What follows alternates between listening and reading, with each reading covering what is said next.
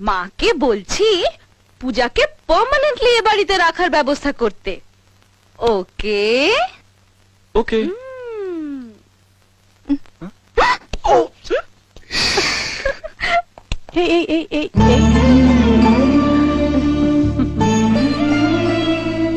আমার ছেলেটাকে খুব পছন্দ তোর?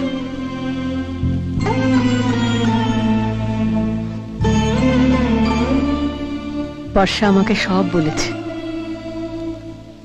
আমি আমার ছেলের জন্য এরকমই একটা বউ চেয়েছিলাম, যে আমার ছেলেটাকে খুব ভালোবাসবে।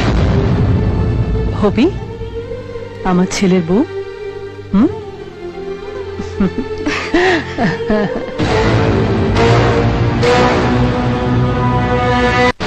ইম্পসিবল। তুমি কোত্থেকে এসব শুনেছো আমি জানি না, কিন্তু তুমি ভুল শুনেছো।